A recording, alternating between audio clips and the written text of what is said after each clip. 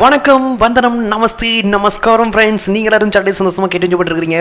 இது US Tamil FM. அதிகமாக கேட்க அதிகமாக பண்ணுங்கள். டைம் கரெக்டாக 6 மணி. இன்றைக்கி மண்டே. ஸோ வாரத்தினுடைய ஃபர்ஸ்ட் நாள் இன்றைக்கி 1/8/2016. ஸோ இந்த மந்தோட ஃபர்ஸ்ட் டே இன்றைக்கி. ஸோ அழகாக அட்டகாசமான நிகழ்ச்சி நம்ம ஆரம்பிக்க வரும். ஸோ இந்த மந்த் ஃபுல்லுமே நம்மளுக்கு எல்லாம் நம்மளுக்கு நல்லாவே நடக்கணும் அப்படிங்கிறத கடவுள்கிட்ட சூப்பரான ஒரு வேண்டுதல் வச்சுட்டு இந்த ஷோ நம்ம ஆரம்பிக்க போகிறோம். இது ஓகே தமிழா 6 மணிலேருந்து 8 மணி வரைக்கும் நீங்கள் கேட்க போகிறீங்க. இந்த 6 மணிலேருந்து 8 மணி வரைக்கும் சும்மா ஜாலியாக சந்தோஷமாக நிறைய இன்ட்ரெஸ்டிங்கான நியூஸ், இது வரைக்கும் தமிழ்நாட்டில் என்ன மாதிரி விஷயங்கள் நடந்துட்டு இருக்கு அப்படிங்கிற விஷயத்தையும், இன்னும் என்ன மாதிரி விஷயங்கள் நடக்கிற மாதிரி இருக்குது அப்படிங்கிற பரபரப்பான இன்ட்ரெஸ்டிங்கான விஷயங்களும், வேர்ல்டு ஃபுல்லாக இருக்க எல்லா நியூஸும், பரபரப்பான நியூஸ் எல்லாத்தையுமே கூட நான் அப்டேட் பண்ண போகிறேன். ஸோ அது மட்டும் பார்த்தீங்கன்னா இன்ட்ரெஸ்டிங்கான சாங்ஸ் உங்களுக்காக நான் ப்ளே பண்ண போகிறேன். ஸோ செம்ம ஜாலியாக இந்த ஷோ நீங்கள் என்ஜாய் பண்ணுங்க அப்படிங்கிறத சொல்லிக்கிட்டே இப்போ நம்ம இந்த ஷோவை ஆரம்பிக்க போகிறோம். ஆரம்பிக்கும் போது உங்களுக்காக எப்போ 3 பாட்டு ப்ளே பண்ணல, அந்த 3 பாட்டு ரெடியாக ஸ்டெடியாக அப்படியே உங்களுக்காக ப்ளே பண்ணுறதுக்காக இருக்குது. ஸோ ஜாலியாக சந்தோஷமாக கேட்டு போட்டுவாங்க. இது யூஎஸ் தமிழ் எஃப்எம். அதிகமாக கேளுங்க, அதிகமாக பண்ணுங்கள். இது வேக்கப் தமிழா. வேக்கப் தமிழா கேட்குறீங்க. US Tamil FM. அதிகமாக கேளுங்க, அதிகமாக என்ஜாய் பண்ணுங்கள். 968 கோடி ரூபாய் செலவில் இந்தியா மற்றும் வங்களாதேசத்துக்கு இடையே புதிய அகல ரயில் பாதை திட்டம் நடைமுறைப்படுத்தப்பட்டுள்ளது. இதுக்காக பார்த்தீங்கன்னா ரயில்வே துறை அடிக்கல் நாட்டினார்கள் அப்படிங்கிற ஒரு விஷயம் தான் இப்போ ரீசெண்டாக அப்டேட் ஆகிருக்கு. ஸோ அதாவது பார்த்தீங்கன்னா இந்தியாவோட ரயில்வே துறை மந்திரி சுரேஷ் பிரபு அவரும் பார்த்தீங்கன்னா அடுத்தது வங்களாதேஷ ரயில்வே துறை மந்திரி மசிபுல் அவரும் பார்த்தீங்கன்னா இவங்க 2 பேரும் இந்த ஒரு விழாவில் பங்கிட்டதாக சூப்பரான விஷயத்தை இப்போ ரிலீஸ் பண்ணியிருக்காங்க. ஸோ இது இன்னும் 2 ஆண்டுகளில் இதுக்கான திட்டங்கள் பார்த்தீங்கன்னா முழுமையாக முடிக்கப்படும் அப்படிங்கிற விஷயத்தையும் சொல்லியிருக்காங்க. இந்த ரயில் பாதை பார்த்தீங்கன்னா கிட்டத்தட்ட 15 கிலோமீட்டர்கள் இருக்கும் அப்படிங்கிறதையும் சொல்லியிருக்காங்க. அதுக்கப்புறம் பார்த்தீங்கன்னா இந்த ரயில் பாதை ரயில்கள்லாம் பார்த்தீங்கன்னா 100 கிலோமீட்டர் வேகத்தில் இந்த ரயில்களை இயக்க முடியும் அப்படிங்கிற ஒரு விஷயத்தையும் சொல்லி வந்திருக்காங்க. ரொம்ப ரொம்ப சூப்பரான விஷயம். நாடு முன்னேறதுக்கு நிறைய விஷயங்களை, நிறைய வழிகள் எடுத்துகிட்டு வராங்க. அதாவது நிறைய புதுசான முயற்சிகள் எடுத்துகிட்டு வராங்க. அது எல்லாத்துக்கும் நம்மளுடைய சூப்பரான ஒரு வாழ்த்துக்களை தெரிவிச்சுட்டு இந்த நிகழ்ச்சியில் உங்களுக்காக பேக் டு பேக் 3 சாங்ஸ் கேட்டு முடிச்சுட்டு வாங்க. வைக்கப் தமிழாக கேட்டுக்கிறீங்க. US Tamil FM. அதிகமாக கேளுங்க, அதிகமாக என்ஜாய் பண்ணுங்க. அஸ்ஸாம், பீகார், ஒடிஷா உள்ளிட்ட வட மாநிலங்களில் பயங்கரமான மழை வெள்ளத்துக்கு இதுவரை கிட்டத்தட்ட 100 பேர் பலியாயிட்டாங்க அப்படிங்கிற ஒரு விஷயம் இப்போ ரீசெண்டாக அப்டேட் இருக்குது. தானவில் பார்த்தீங்கன்னா கட்டிடம் விழுந்து 9 பேர் பரிதாபமாக உயிரிழந்தார்கள் அப்படிங்கிற ஒரு விஷயம் அப்டேட் ஆயிருக்கு. அதாவது பார்த்தீங்கன்னா தென் மாவட்டங்களில் பருவமழை பயங்கரமாக பெஞ்சிட்டு வருது அப்படிங்கிற ஒரு விஷயம் ரீசெண்டாக அப்டேட் ஆயிருந்தது. உத்தரப்பிரதேசம், பீகார், இமாச்சல பிரதேசம், உத்தரகாண்ட், டெல்லி, ஹரியானா, மராட்டிய மாநிலங்களான அஸ்ஸாம், மேகாலயா இந்த மாதிரி இடத்துலலாம் பார்த்தீங்கன்னா பயங்கரமாக மழை பெஞ்சிட்டு இருக்கு. இது வரைக்கும் பார்த்தீங்கன்னா கிட்டத்தட்ட 100 பேர் உயிர்ந்துட்டாங்க அப்படிங்கிற ஒரு விஷயம் அப்டேட் ஆயிருக்க ஒரு விஷயமா இருக்குது. இதனால் பார்த்தீங்கன்னா போக்குவரத்தும் பயங்கரமாக பாதிச்சிருக்கு அப்படிங்கிற ஒரு விஷயம் சொல்லியிருக்காங்க. அது மட்டும் இல்லாமல் பார்த்தீங்கன்னா ஆறுகளில் வெள்ளப்பெருக்கு பயங்கரமாக இருக்குது. அதாவது பார்த்தீங்கன்னா உத்தரப்பிரதேசத்தில் கங்கை, அப்புறம் பார்த்தீங்கன்னா ரப்தி இந்த மாதிரி நதிகளில் ஓடக்கூடிய நதிகள் பார்த்தீங்கன்னா பயங்கரமாக வெள்ளப்பெருக்கு இருக்குது. இதனால் கடையோர மக்கள்லாம் பார்த்தீங்கன்னா வெள்ளம் சூழ்ந்திருக்கு. அதுங்களை மீட்கும் பணி பயங்கரமாக நடந்துட்டுருக்கு அப்படிங்கிற மாதிரி விஷயம் சொல்லியிருக்காங்க. இது வரைக்கும் மழைக்கு 100 பேர் உயிர்ந்துட்டாங்க அப்படிங்கிற ஒரு விஷயமும் ரொம்ப ரொம்ப சோகமான ஒரு விஷயம் சொல்லியிருக்காங்க. அதுக்கப்புறம் பார்த்தீங்கன்னா கட்டிடம் விழுந்து 9 பேர் உயிர்ந்திருக்காங்க அப்படிங்கிற ஒரு விஷயமும் சொல்லியிருக்காங்க. அதாவது தானு மாவட்டத்தில் கட்டிடம் விழுந்து அதாவது பார்த்தீங்கன்னா 9 பேர் விழுந்துட்டாங்க அப்படிங்கிற விஷயம் சொல்லியிருக்காங்க. அதாவது பார்த்தீங்கன்னா இன்னும் ஒரு இம்பார்ட்டான ஒரு விஷயம் என்ன அப்படின்னு தானே கேட்குறீங்க. கிராம மக்கள், அதாவது வெளியில் இருக்காங்க இல்லையா, கிராம மக்கள் அவங்களும் பார்த்தீங்கன்னா சுற்றி மழை பெஞ்சு மீட்க முடியாத நிலைமையில் இருக்கிறனால அவங்களும் பார்த்தீங்கன்னா மீட்பு குழுக்கெல்லாம் பயங்கரமாக மீட்டுட்டு வராங்க அப்படிங்கிற ஒரு விஷயமும் அப்டேட்டாக இருக்குது. ரொம்ப ரொம்ப சோபகமான ஒரு விஷயமாக தான் இருக்குது. சீக்கிரமாக எல்லோரும் அவங்களுடைய நல்ல நிலைமைக்கு வரணும் அப்படிங்கிறத கடல் விட்டு ஒரு வேண்டுதல் வச்சுக்கிட்டு இப்போ நிகழ்ச்சி உங்களுக்காக 3 பாட்டு ப்ளே பண்ணுறாங்க, கேட்டு முடிச்சுட்டு வாங்க. தமிழாக கேட்டுக்கிறீங்க. US Tamil FM. அதிகமாக அதிகமாக என்ஜாய் பண்ணுங்க. பேக் டு பேக் 3 சாங்ஸ் ஜாலியாக சந்தோஷமாக கேட்டு முடிச்சு வந்துருக்கீங்க. பெட்ரோல் மற்றும் டீசல் விலை பார்த்தீங்கன்னா இப்போ குறைக்கப்பட்டுள்ளது அப்படிங்கிற ஒரு விஷயம் சொல்லியிருக்காங்க. லிட்டருக்கு பார்த்தீங்கன்னா பெட்ரோல் விலை ₹1.42 குறைக்கப்பட்டுள்ளது அப்படின்னு சொல்லியிருக்காங்க. டீசல் விலை பார்த்தீங்கன்னா ₹2.1 குறைச்சுள்ளது அப்படிங்கிற மாதிரி சொல்லியிருக்காங்க. அதாவது பார்த்தீங்கன்னா லாஸ்ட் 15 டேஸாக பார்த்தீங்கன்னா குறைச்சிட்டே வராங்க. இந்த மாதிரி ஒரு டிஃப்ரென்ஸ் வந்துகிட்டே இருக்குது அப்படிங்கிற மாதிரி சொல்லியிருக்காங்க. கடந்த ஜூலை மாதம் 1ஆம் தேதி பார்த்தீங்கன்னா பெட்ரோல் விலை 89 பைசாவும் டீசல் விலை பார்த்தீங்கன்னா 49 பைசாவும் குறைச்சிருந்தாங்க. அதுக்கப்புறம் பார்த்தீங்கன்னா 16ஆம் தேதி பெட்ரோல் விலை லிட்டருக்கு பார்த்தீங்கன்னா ₹2.25 குறைச்சிருந்தாங்க. அது பார்த்தீங்கன்னா டீசல் விலை 42 பைசா குறைக்கப்பட்டுள்ளது அப்படிங்கிற மாதிரி விஷயம் சொல்லியிருந்தாங்க.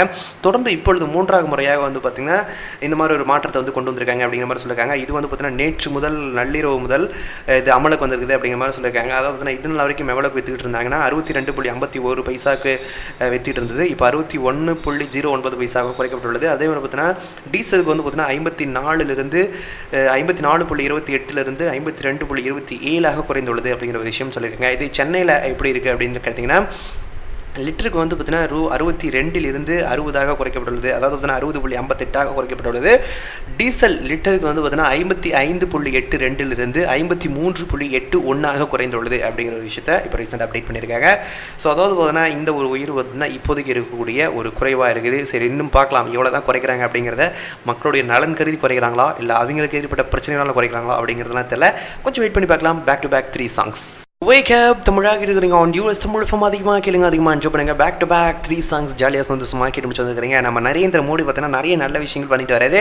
நிறைய பேர் பார்த்தீங்கன்னா நல்ல நல்ல உதவிகளும் பண்ணிட்டு வராது. அதாவது நிறைய பேர் ப்ரமோட் பண்ணுறாரு. அதாவது பார்த்தீங்கன்னா நீங்கள் நல்லா வரணும் அப்படிங்கிறது வந்து பார்த்தீங்கன்னா அவருடைய முயற்சிகளுக்கு தட்டி கொடுத்து வந்து சூப்பரான ஒரு இது பண்ணிட்டு இருக்காரு அப்படிங்கிற மாதிரி பார்த்தீங்கன்னா சமூக வலைதளங்களும் பயங்கரமான ஒரு நியூஸில் வந்துட்டு இருக்கு. அது மட்டும் இல்லாமல் பார்த்தீங்கன்னா இப்போ இம்பார்ட்டான ஒரு விஷயம் என்ன அப்படின்னு கேட்குறீங்க. ரியோ ஒலிம்பிக் போட்டி வந்து பார்த்தீங்கன்னா நடந்துட்டு இருக்கு அப்படிங்கிற ஒரு விஷயம் தெரியும். அதாவது பார்த்தீங்கன்னா இந்தியாவை சேர்ந்தவர்கள் நிறைய பேர் வந்து பார்த்தீங்கன்னா ரியோ ஒலிம்பிக்கில் இருக்க கலந்துட்டு இருக்காங்க அப்படிங்கிற விஷயம். கிட்டத்தட்ட 100க்கும் மேற்பட்டவர் பார்த்தீங்கன்னா இந்தியா சார்பில் கலந்துக்க போகிறாங்க அப்படிங்கிற ஒரு விஷயம் ரீசெண்ட் அப்டேட் ஆயிருந்துச்சு. அதை நான் ஆல்ரெடி உங்கள்கிட்ட சொல்லியிருந்தேன். இப்போ இந்த ரியோ ஒலிம்பிக் போட்டியில் இந்திய வீரர்கள் பதக்கங்கள் மட்டுமில்லாத மக்களுடைய இதயங்களையும் வெல்வார்கள் அப்படிங்கிறத வந்து யார் சொல்லியிருக்காங்கன்னா நம்ம நரேந்திர மோடி வந்து டெல்லியில் வந்து மாரத்தான் ஓட்டத்தை வந்து ஒரு தொடங்கி வச்சுட்டு இப்போ பேசியிருக்காரு. அப்போ வந்து இந்த மாதிரி ஒரு விஷயத்தை சொல்லியிருக்காங்க. அதாவது இந்திய வீரர்கள் பதக்கங்கள் மட்டுமில்லாத மக்களின் இதயங்களையும் வெல்வார்கள் அப்படிங்கிற ஒரு விஷயத்தை நம்ம நரேந்திர மோடி பேசியிருக்காரு. ஸோ எல்லாத்துக்கும் ஒரு உற்சாகமான ஒரு மகிழ்ச்சியான ஒரு செய்தி சொல்லியிருக்காரு அப்படின்னு தான் சொல்லும். ரொம்ப ரொம்ப சூப்பராக வந்து பார்த்தீங்கன்னா எல்லாத்துக்கும் மோட்டிவேட் பண்ணுறாரு அப்படின்னு தான் சொல்லும். ரொம்ப ரொம்ப நல்ல விஷயத்தை செஞ்சிருக்காரு. ஸோ ஒரு வாழ்த்துக்கள் தெரிஞ்சுக்கிட்டு இப்போ இந்த நிகழ்ச்சியில் பேக் டு பேக் 3 பாட்டு ப்ளே பண்ணுறேன். கேட்டு முடிச்சு வாங்க. இது US Tamil FM. Wake up தமிழாக இருக்கிறீங்க ஆன் யூஎஸ் தமிழ் எஃப்எம். அதிகமாக கேளுங்க, அதிகமாக என்ஜாய் பண்ணுங்கள். நரேந்திர மோடி அதாவது பார்த்தீங்கன்னா ஒவ்வொரு ஞாயிற்றுக்கிழமையும் பார்த்தீங்கன்னா மனதில் இருந்து பேசுகிறேன் அப்படிங்கிற ஒரு தலைப்பில் வானொலியில் வந்து பேசிட்டு வர்றாரு அப்படிங்கிற ஒரு விஷயம் நிறைய பேருக்கு தெரியாது. கண்டிப்பாக இது வந்து கேட்டுக்கோங்க.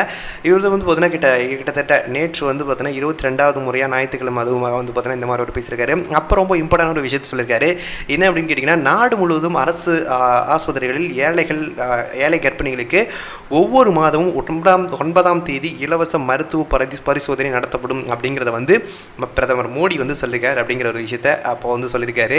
ஸோ அது மட்டும் இல்லாமல் பார்த்தீங்கன்னா நேற்று வந்து பார்த்தீங்கன்னா கிட்டத்தட்ட 35 நிமிடம் பேசியிருக்காரு. 35 நிமிடத்தில் என்னென்ன பேசியிருக்காரு அப்படின்னு கேட்குறீங்க. தொழில்நுட்ப கண்டுபிடிகளுக்காக ₹10 கோடி ஒதுக்கப்பட்டுள்ளது அப்படிங்கிற ஒரு சொல்லியிருக்காங்க. அவர் பார்த்தீங்கன்னா ஒலிம்பிக் போட்டியை பற்றி சும்மா பேசியிருக்காரு. அதுக்கப்புறம் பார்த்தீங்கன்னா இன்னும் நிறைய விஷயங்களை பேசியிருக்காரு. கர்ப்பிணிகளுக்கு பரிசோதனை அப்புறம் அது பேசியிருக்காரு. அது பார்த்தீங்கன்னா அஸ்ஸாம் பீகார் வெள்ளம் அதை பற்றியும் பேசியிருக்காரு. அது பார்த்தீங்கன்னா ₹10 கோடி ஒதுக்கீடு அந்த விஷயத்தையும் பேசியிருக்காரு. அது பார்த்தீங்கன்னா இது மாதிரி இன்னும் நிறைய விஷயங்கள் பேசியிருக்காரு அப்படிங்கிற மாதிரி விஷயம் சொல்லியிருக்காங்க. அதாவது சூப்பரான ஒரு விஷயத்தை இப்போ கொண்டு வந்திருக்காரு. என்ன அப்படின்னா அதான் ஆல்ரெடி சொல்லியிருந்தேன் இல்லையா, நாடு முழுவதும் அரசு ஆஸ்பத்திரிகளில் அரசு மருத்துவமனைகளில் ஏழை கர்ப்பிணிகளுக்கு ஒவ்வொரு மாதமும் 9ஆம் தேதி இலவச மருத்துவ பரிசோதனை நடத்தப்படும் அப்படிங்கிறத ரொம்ப ரொம்ப இம்பார்ட்டண்டான ஒரு விஷயத்தை சொல்லியிருக்காரு. ரொம்ப ரொம்ப சூப்பரான ஒரு விஷயம். ஸோ எல்லாருமே பார்த்தீங்கன்னா 9ஆம் தேதி இலவச மருத்துவ பரிசோதனைக்கு ரெடி ஆகிக்கோங்க. அதாவது பார்த்தீங்கன்னா கர்ப்பிணிகளே உங்களுக்காக அப்படிங்கிற ஒரு விஷயத்தை அவர் அப்படியே சூப்பராக சொல்லியிருக்காரு. ரொம்ப ரொம்ப நல்ல ஒரு திட்டத்தை கொண்டு வந்திருக்காரு. அவருக்கு சொல்கிற ஒரு வாழ்த்துக்களை சொல்லிக்கிட்டு இப்போ நிகழ்ச்சி உங்களுக்காக 3 பாட்டு ப்ளே பண்ணுறேன். கேட்டு முடிச்சுட்டு வாங்க. வேக் அப் தமிழாக இருக்கிறீங்க ஆன் யூஎஸ் தமிழ் எஃப்எம். அதிகமாக கேளுங்க, அதிகமாக என்ஜாய் பண்ணுங்கள். என்னை யாராலையுமே பிடிக்க முடியாது அப்படின்னு சொல்லிட்டு இருக்கிற யார்? விஜய் மல்லையா. அவருடைய சொகுசு விமானம், கார்கள் உள்ளிட்ட விஜய் மல்லையா கிட்டத்தட்ட ₹700 கோடி சொத்துக்கள் வந்து பார்த்தீங்கன்னா விரைவில் ஏலம் விடப்படும் அப்படிங்கிற ஒரு விஷயத்தை இப்போ ரீசெண்டாக அனௌன்ஸ் பண்ணியிருக்காங்க. அதாவது பார்த்தீங்கன்னா பேங்க்கில் வந்து பார்த்தீங்கன்னா பயங்கரமாக கடன் வாங்கி வச்சுட்டு கிட்டத்தட்ட ₹9,000 கோடி மேலே கடன் வாங்கி வச்சுட்டு என்ன யாரையுமே பிடிக்க முடியாது அப்படின்னு சொல்லிட்டு லண்டனில் போய் உட்காந்துருக்கிறது தான் விஜய் மல்லையா. அவரை பற்றி சொல்லணும்னா நிறைய விஷயங்கள் சொல்லிட்டே போகலாம். அவருடைய சொகுசு விமானம், பார்த்தீங்கன்னா சொகுசு கார்கள் எல்லாருமே கிட்டத்தட்ட வந்து பார்த்தீங்கன்னா ₹700 கோடிக்கான சொத்துக்கள் வந்து பார்த்தீங்கன்னா விரைவில் ஏலம் விடப்படும் அப்படிங்கிற ஒரு விஷயத்தை இப்போது ரீசெண்டாக ஒரு விஷயமாக வந்துருக்குது. ஸோ அதாவது நான் என்ன பண்ணுறது ஏது பண்ணுறதுன்றது தெரியாத தவிச்சிட்டு இருக்காருன்னு நினைக்கிறேன். அதை பற்றிலாம் நான் கவலையே படலப்பா அப்படிங்கிற மாதிரி தான் இருப்பார். ஏன்னா வந்து பார்த்தீங்கன்னா இந்தியாவுக்கு வரதே போகிறதில்ல அப்படிங்கிற மாதிரி ஒரு விஷயம் தான் சொல்லிட்டு இருக்காங்க. ஆனால் அதில் உண்மையாக பொய்யா அப்படிங்கிறது தெரியல. என்ன இருந்தாலும் அவருடைய தாய்நாட்டுக்கு வந்து தான் ஆகணும். ஆனால் இப்போ ஒரு வாரம் இல்லை இன்னும் கொஞ்ச நாள் கழிச்சு வரும் அதெல்லாம் தெரியல. ஆனால் வந்து சொத்துக்கள் ₹700 கோடி சொத்துக்கள் வந்து பார்த்தீங்கன்னா விரைவில் ஏலம் போக போகுது அப்படிங்கிற விஷயத்தை மட்டும் இப்போ ரீசெண்டாக சொல்லியிருக்காங்க. வேற ஒன்றும் கிடையாது.